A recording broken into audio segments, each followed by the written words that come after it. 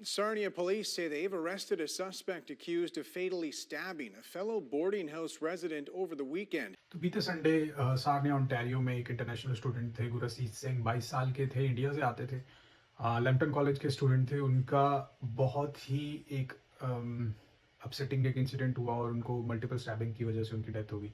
बोला ये जा रहा है कि जो उसी घर में एक आदमी रहता था 36 साल का, कनेडियन था, सारनिया से ही था, उसका नाम है क्रॉसली हंटर। उन दोनों का आपस में कोई आर्ग्यूमेंट होता है और उसकी वजह से जो है क्रॉसली हंटर ने क्या किया, मल्टीपल जगह उनको स्टैब किया और उस रीज़न से उनकी डेथ हो गई। ठीक है, अभी जो है जो ऊपर जो दूसरे टेनेंट रहती थी, उनका बोलना ये है कि जो हमारे जो गुरसीत सिंह हैं, वो उस घर में कुछ दिन पहले ही आए थे। He was not living there for very long time. उनका बोलना ये है कि कुछ टाइम पहले ही आए थे और he was a very, neighbours का ये बोलना है कि he was a very quiet and अपने काम से काम रखते थे, किसी को उल्टा सीधा नहीं बोलते थे।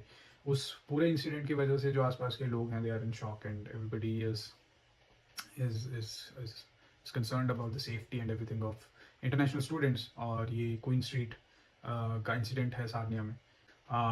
तो इस तरह का इंसिडेंट अभी बहुत कॉमन हो गए हैं, जगह जगह हमें सुनने को मिल रहा है कि ऐसी चीज़ें हो रही हैं। अभी द इंडियन एक्सप्रेस की एक रिपोर्ट थी जुलाई 2024 से, जिसमें ये बताया गया कि पिछले 5 साल में 633 इंडियन स्टूडेंट्स को अब्रॉड में उनकी डेथ हुई है। और उसमें से जो सबसे ज़्यादा नंबर्स हैं दैट इज़ फ्रॉम कनाडा, जिसमें 172 डेथ्स हुई हैं। इसी तरह से यूएस में 108, यूके में 58, ऑस्ट्रेलिया में 57, देन रशिया 37 एंड जर्मनी 24।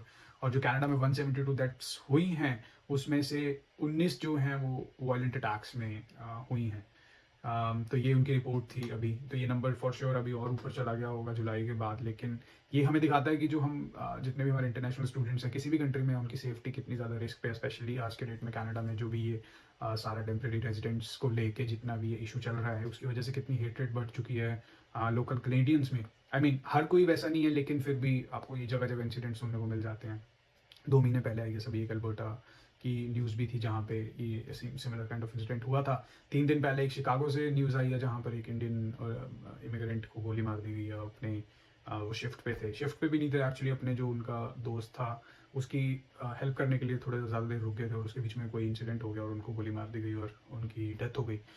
तो एट द एंड मेरा बोलना यही है, जितने भी हम इंटरनेशनल स्टूडेंट्स या कोई भी इमिग्रेंट इस कंट्री में है या किसी भी कंट्री में बैठ के ये वीडियो देख रहा है, अगर आपके किसी के साथ कोई कन्फ्रंट्रेशन होती है या किसी तरह का बहस होती है, कोई आर्ग्यूमेंट होता है, प्लीज़ उस चीज़ को वहीं ख़त्म कर दो। Don't go into any argument with anybody. आपको नहीं पता कि वो इंसान किसी ड्रग के इन्फ्लुएंस में है या उसके पास कोई वेपन है या किस तरह का इंसान है। अगर किसी के साथ भी कोई बहस होती है तो just leave it there only, उस बहस को आगे ना बढ़ाओ, बिकॉज हमें नहीं पता कि इस तरह का कुछ इंसिडेंट हो जाए। तो it's very painful to see and hear all these news. So it's my humble request to everybody watching this video, please don't get into any argument with anybody, right? आज की डेट में हमें नहीं पता कि जो सामने वाला बंदा है वो किस तरह से रिएक्ट करेगा। ठीक है, तो इस वीडियो यही मैं ख़त्म करता हूँ। मेरा इस वीडियो को बनाने का यही एक मोटिव था कि आप सबसे मैं ये बोल सकूँ, एक रिक्वेस्ट कर सकूँ कि प्लीज़ अपनी सेफ्टी का ध्यान रखो सबसे पहले।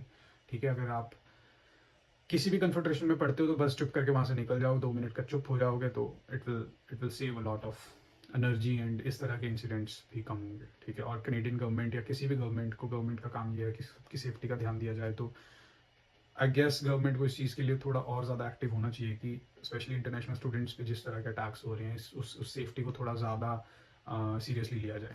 That's it, thank you so much for watching the video and I will see you the next one. Thank you.